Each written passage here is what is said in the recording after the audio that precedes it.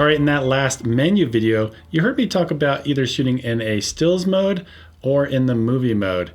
What I'm going to be talking about real quick is just kind of the pros and cons of shooting in each. All right, we're going to talk about the movie mode first. It's pretty much what you see is what you get, or what you see is what you're about to record. Now, kind of the opposite is true when you're shooting in a stills mode. What you see on the monitor before you hit record is not necessarily what you're going to get. You're going to notice that the exposure is going to change slightly. The colors are going to change slightly. It's not a very accurate representation of what's going to happen when you hit the record button. One of the nice things about recording in movie mode is you always have the correct aspect ratio. That's not true when you're shooting in a stills mode. The stills mode, before you hit record, you'll see a 3:2 aspect ratio, and then once you hit record, it'll go to 16:9. In movie mode, you can control the audio level before you hit record and during recording, but on stills, you can only do it after you hit record. In movie mode, you will always have the audio meters. In stills mode, you'll only get them once you hit record. In movie mode, clear image zoom works all the time. In stills mode, it works some of the time. I say sometimes because if you're in RAW or RAW plus JPEG, you will not be able to use clear image zoom. Picture profiles will always work in movie mode. They will sometimes work in stills mode. I say sometimes because if you're in silent shooting and you have that turned on, you will not be able to access the picture profiles. You get around this, of course, get out of silent shooting, go into picture profiles, set the way you want, and then you can go back into silent shooting. All right, time remaining, that number that you see in the upper left-hand corner of your screen will always be there in movie mode, whether you're recording or not. In stills mode, you won't see that until after you hit record. And the last benefit for shooting in movie mode is you have more HDMI output options. You can output 4K, but when you're in a stills mode, you will not be able to output 4K at all. All right, let's talk about the benefits of shooting movies in a stills mode. The one I love the most is being able to punch in once and twice, and you get a really enlarged image in which to focus upon, and it's wonderful. It's just a great tool. A lot of times when I'm shooting in movie mode, I can only punch in once, and there's just not enough zoom in punch in function to grab focus accurately. And a lot of times I will just, when I'm shooting in movie mode, I will just, if I'm wanting to get critical focus, I'll skip over quickly to like M mode on the dial, punch in twice, get some great focus, and then I'll go back to movie mode. The next thing I like about shooting in stills mode is you'll actually get the distance scale. So when you're moving the barrel, you'll actually see the distance scale appear, and you can find out just how far away your object is. The next feature I don't use that often, but manual focus assist. Remember, if you reach for the barrel and you start turning it, it'll punch in automatically, and then you release the barrel, it'll actually go back to where it was before. That's a great option if you like shooting that way. All right, DMF focus. What's kind of cool about this in stills mode is when you press the shutter halfway down, it acquires focus. Let's say you're gonna interview somebody, you're like, oh, grab focus, great, I got him. And then you hit record, well, all that focus kind of goes out the window because then it reverts to automatic focus continuous, which might be okay too, if that's what you're looking for. AF illuminator, you can use that in stills mode, but you can't use that in movie mode. So if you're trying to acquire focus in a very dimly lit area, you can definitely get that light to turn on and help you grab focus easier. And the last benefit for shooting movies in a stills mode is you can actually take pictures in that mode as well. In movie mode, you can't take pictures, unfortunately. So just to recap really quickly, in stills mode, you get access to a lot of great autofocus features. In movie mode, you get what you see is what you get, or what you see is what you're about to record. All right, next up is exposure. I'm going to be teaching you how to technically get a really correct exposure. But really when it comes down to it, exposure is very subjective, what the correct exposure is. I mean, some people might think, you know what, I don't like that image because I think it needs to be a third of a stop brighter. And some people might say, oh, I like it a little bit darker. And like I demonstrated before, it depends on which picture profile you're using. Because if you're using S-Log, I might be overexposing a lot in camera, but then later on bringing it down in post. All right, making this part of the course is kind of tough because I know there's basically two separate audiences that watch this course. There's one that maybe this is their second or third camera. Maybe they had Canon before this and they're trying to learn more about Sony, and they're watching this course for the menu chapter, they're watching it for the S-Log chapter, they're watching it for other things. But there's actually the true beginner. the person that has never operated this type of camera before. And that's what this kind of next section is going to be about. All right, for you beginners out there that maybe have only shot video with an iPhone before, perhaps you've actually touched on the screen, touched on the sun symbol, and raised the exposure or lowered the exposure on your phone. That's maybe the only exposure that you've had to exposure. We're going to be talking about the three things that make up exposure on this camera for video, which is ISO, shutter speed, and aperture. Now, on this camera, and in terms of video, you will not see the word exposure anywhere on this camera. It's like, where is it? How can I raise it or lower it? You won't find it, basically. One exception to that, and like I talked about before, you can adjust exposure for video with the exposure compensation dial. But again, like I talked about before, I don't really recommend using this dial at all. All right, of the three things that we talked about that make up exposure, shutter speed is by far the easiest. It's almost like a set and forget type of thing. There's two types of shutters in this camera. There's the mechanical shutter. So when you're shooting stills like 10 frames a second. Or there's the electronic shutter, which you don't hear at all. It's totally silent. We need at least 120 frames per second in video, and this thing can only do like, what, 10 frames a second in stills? That's as fast as it can do with mechanical shutter. And basically what a shutter is, a mechanism, if you think of it mechanically, it's kind of the same concept electronically, it's just turning on and off. Basically the shutter opens, allows light in for a certain duration, and then basically closes it again. All right, so let's demonstrate some shutter speed. So if we go to record setting, we set this to 24p. I'm going to take the shutter speed from a 50th and I'm going to go down to a 15th. So now we're at 15th, and let's go ahead and see what that looks like with my golf swing.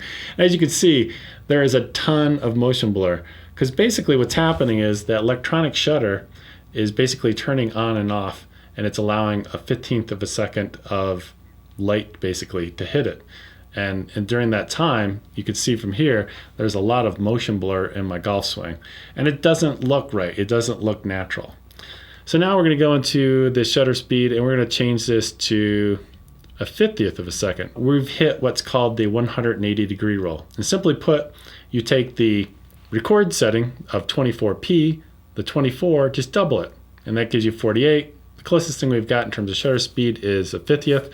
So we're going to go ahead and bring that to a 50th. Let's take a look at what that looks like. And as you can see, that looks very normal. It looks very natural. And that's kind of the way your eye sees it, that amount of motion blur. So let's go ahead and try something even more extreme than 15th of a second. We're going to go all the way to a thousandth of a second. So again, we're only allowing a thousandth of a second light to hit the sensor each time it turns on and off. And as you can see, it's very choppy. It's very staccato. It's very, I don't know what the correct word is, but if we stop mid-swing, you can see that the golf club has a little bit of motion blur on it, but you look at my hands, which are moving slower, there's like no motion blur on my hands at all. All right, let's demonstrate another shutter speed. So we're gonna go up to a 60p, and then we're gonna go into here, we're going to bring this all the way down like we did before. We're going to bring this down to a 15th of a second, and we'll take a look at what that looks like with 60p. So as you can see, it's this kind of very blurry, kind of missing frames kind of look. And when we slow it down, like here, you can see it's this very jerky but smeary kind of look to it. So now what we'll do is we'll go and increase from 15th of a second. We'll bring this up to 180-degree roll. So we're going to take 60p, double it. You get 120. Closest thing we've got is 125th. So let's take a look.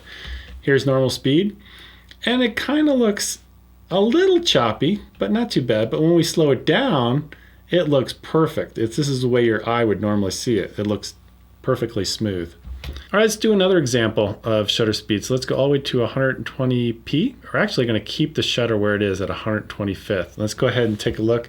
When we look at 125th, it looks pretty good. It looks pretty natural. And then when we take that same clip and we slow it down, we can see that it looks really nice and smooth. We're actually not at the correct 180-degree roll shutter. Let's go ahead and change that, and we're going to go from 125th to 250, because if you take 120, double it, it's 240. Closest thing is 250. So let's go ahead and take a look at that. Looks a little staccato-y, I guess you could say right there. But when we slow it down and we're shooting for slow motion, you can see that is the correct 180-degree shutter. But when you compare the two, here's the 125th on the left, 250 on the right. They both look pretty good. And let's go ahead and stop it right kind of at the apex, or no, we'll stop it right here where you can see it in the against the blue sky. You can definitely see the 125th has a little bit more motion blur than 250th. So rules are meant to be broken, and we could definitely break the rule here when we're shooting outside in daylight, and we could get 125th look pretty good. It looks pretty fluid when you compare it to 250th of a second.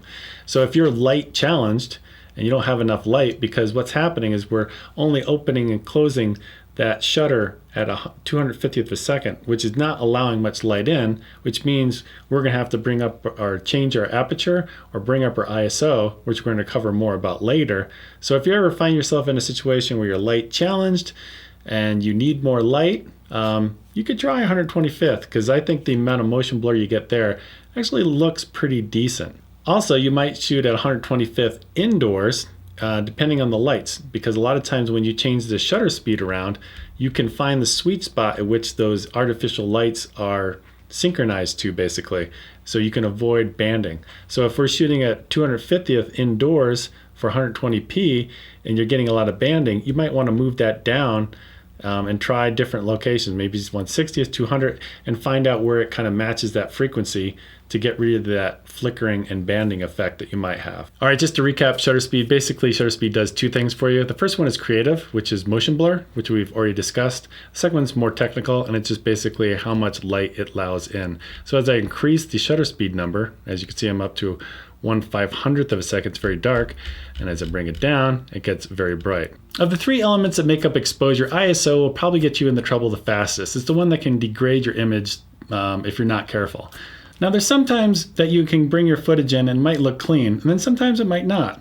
Here we are at ISO 800, and on the left we have a light colored clothing against a white background, and on the right we've got a dark colored clothing on a black background. And where does the noise live? It lives in the shadows, in those darker areas. So there's sometimes that you're going to be shooting this camera, you're going to get in results, you're going to say, wow, 12,800 looks beautifully clean. And sometimes you're going to be looking at it and say, it doesn't look clean at all. And a lot of it has to do is what's in your frame. If there's a lot of dark objects that kind of live in like between 0 and like 30 IRE, a lot of it's really a dark image. Well, you're going to get a lot of noise. And like I've showed before, if it's a very bright image, you have a bright background, white clothing, well, you can push that ISO pretty hard. Now, like I demonstrated before in my previous video, shooting in the full frame mode will give you the cleanest results. The differences are kind of subtle. They're not huge. So if you're in a situation where you need more reach out of your lens and you want to go to crop mode and you're shooting at, let's say, 6400, go ahead and do it, because you're only going to be adding just a little bit more noise than the full frame version. One of the things you might notice as you get in really high ISOs like 6400, 12,800, 32,000 is the colors are going to shift. Basically, those colors are going to shift. If you were to look at a vector scope, you're going to see them shift slightly. So the hues of those colors are going to be a little bit different. You're going to also notice that the saturation, like in my skin, is going to be lower as you increase the ISO. And the third thing you're probably going to notice, just because of the amount of noise that's in the image, it kind of softens the image and takes away a lot of that detail and sharpness. Now, one of the hardest tasks you can give to your computer when video editing is adding noise reduction. So let's say you brought some footage in, you shot it at 12,800 or something, and it's really noisy, and you've got a lot of dark things in the image, and it just looks bad. It's not usable. So what do? You add some noise reduction, it cleans it up, looks pretty good, maybe got a little better. But what's the problem is you've got the CPU, the GPU, your rendering times, even your creativity, everything just goes down.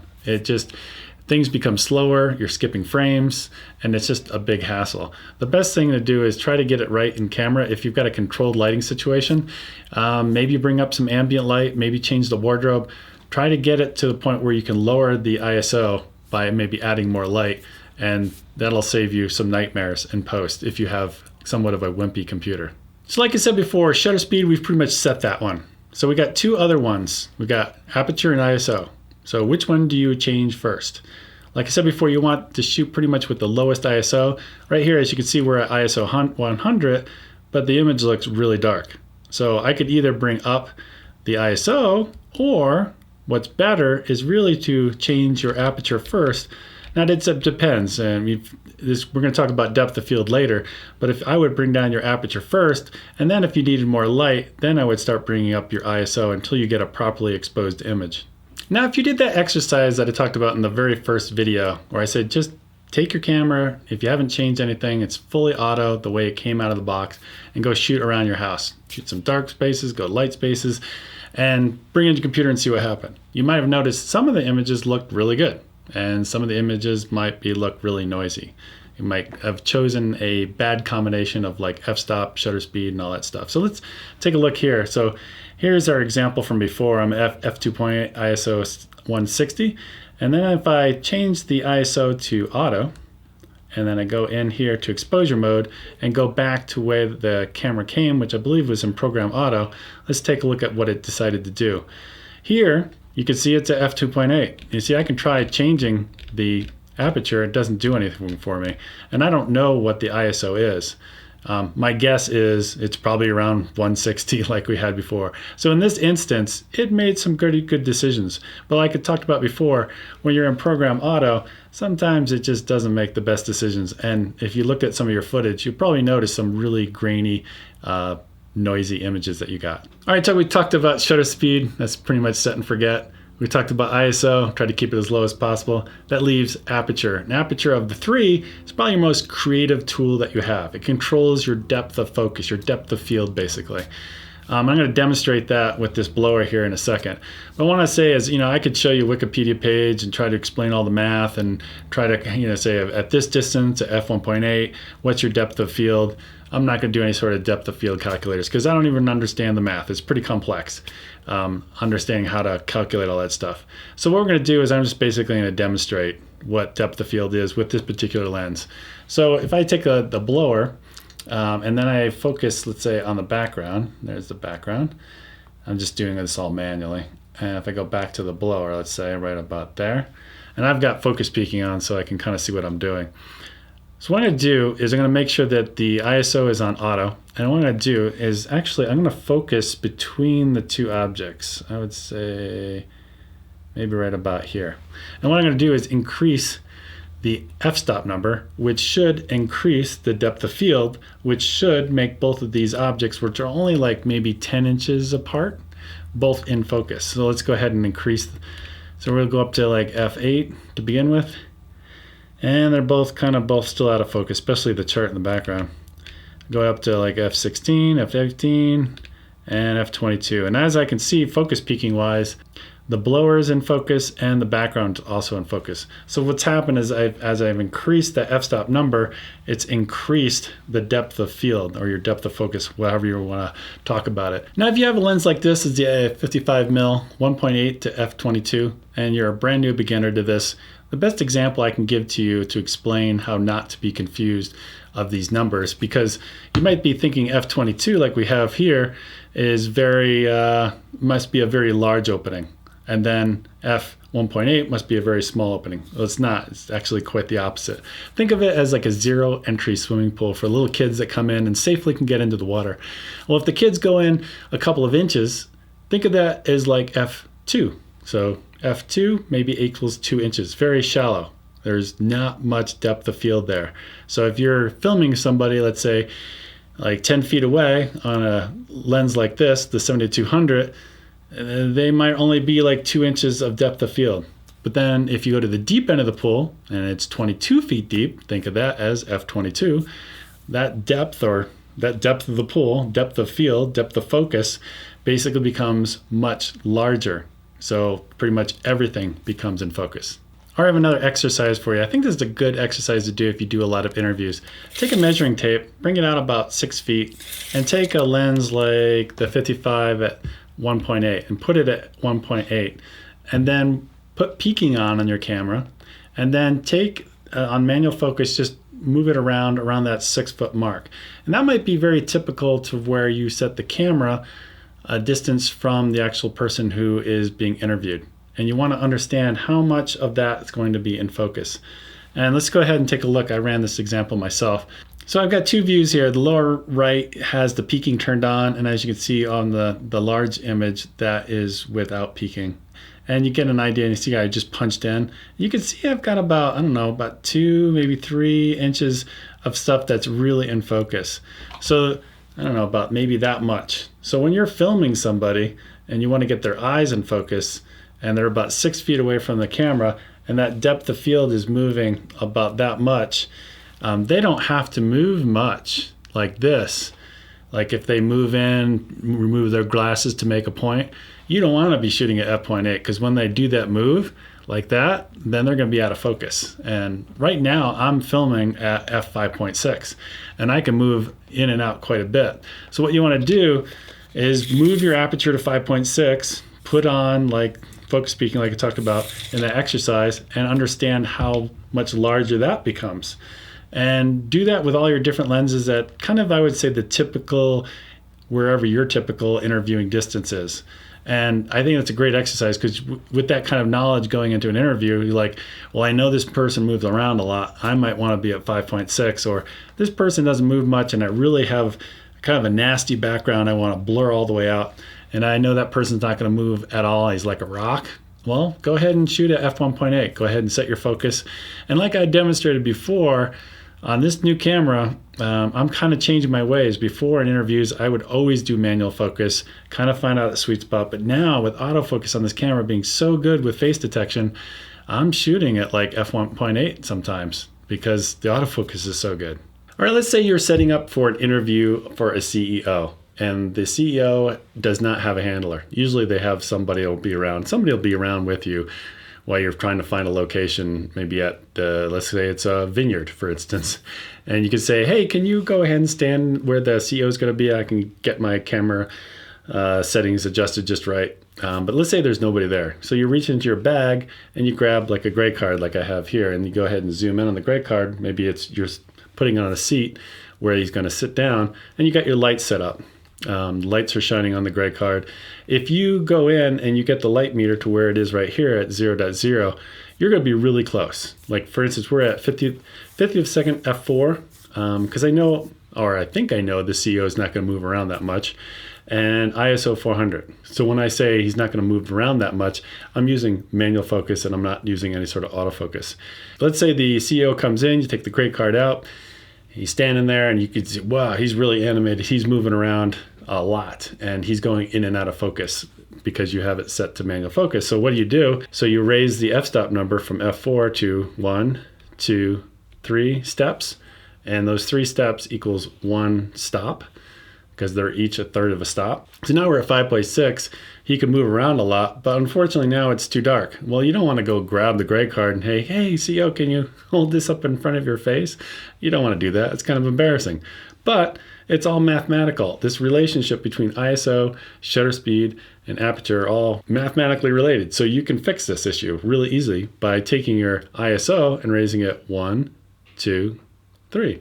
And as you can see from the light meter, now we're back to exactly where we were before. All right, so let's say you're done with the CEO's interview. And during the interview, you remember hearing him talk about his famous Chardonnay. So you're like, I need some B-roll of that. So I'm going to go into the tasting room.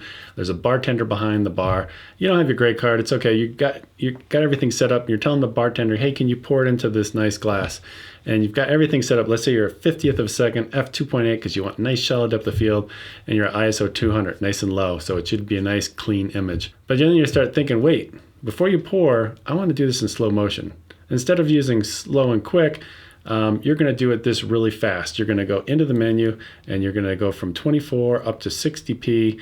And then you're thinking, well, I need to do the 180 degree rule. So I'm going to take the shutter and I'm going to move it up 1, 2, 3, 4 steps. So now it's too dark, but then you're thinking, oh, I'll just raise the ISO up 1, 2, 3, 4 steps. And you can see now we're back to light meters at 0.0. That only took maybe 10, 15 seconds. You say, okay, bartender, go ahead and do the pour, hit record, and you've got some nice slow motion. All right, we've already talked about the light meter, the 0.0, even exposure. The next tool that we have at our disposal is the histogram. It's a useful tool.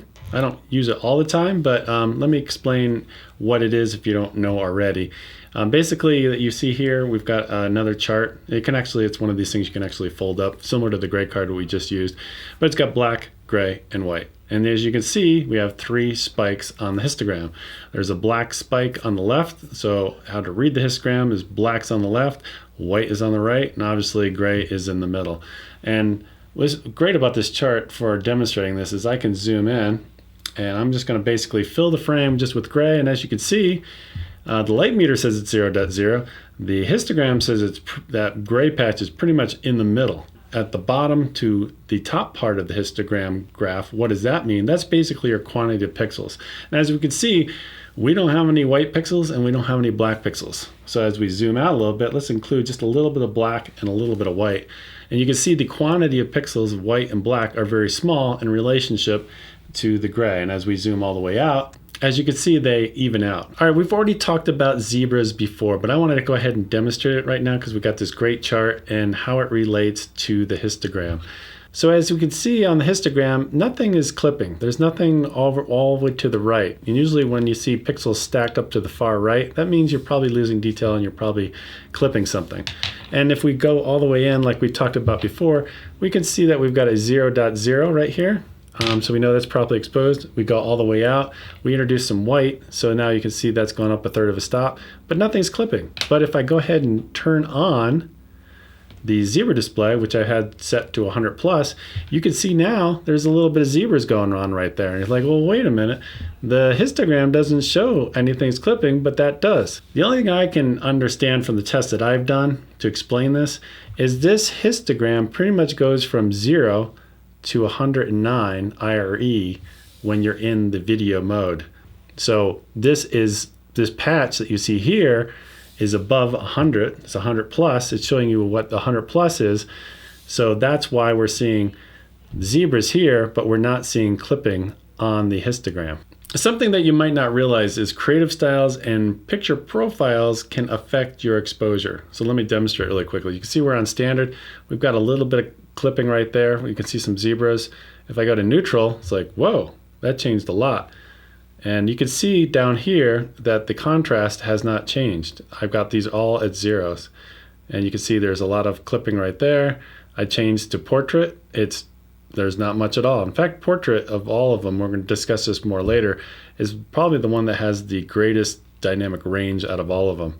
So if we go back to neutral, and if I were to take the contrast and lower it, you'll see that I got rid of all of that clipping. I just want you to be aware that creative styles, along with their contrast settings, can definitely change your exposure. All right, white balance is really important. It's important to get it right in camera because the more time, even if you spend like an extra minute trying to get the white balance dialed in correctly, it just makes your life so much easier in post. So give yourself an extra minute or two. And I'm going to actually demonstrate this. I'll play a video of me actually fine-tuning the white balance and making decisions.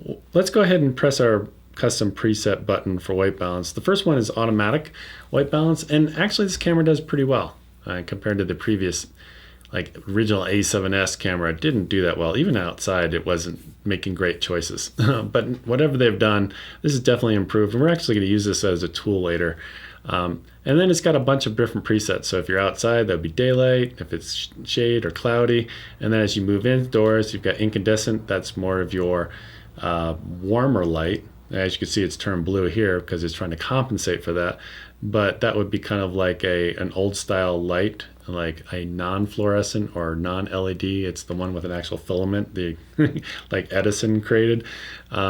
And then we've got the different fluorescents that you have here. And these are great to step through and try to get it as close as possible. And if you don't have a gray card or something like that, this is a great way to kind of go through and look at it and no, this one looks correct. You're going to kind of do that kind of thing. All right, next up is the Kelvin adjustment. This was where we can make the image warmer to taste or cooler to taste, I guess you could say. I know this light's supposed to be daylight, like 5600 Kelvin, but I know it's not quite that. It's around 5000 or 4800, somewhere around there.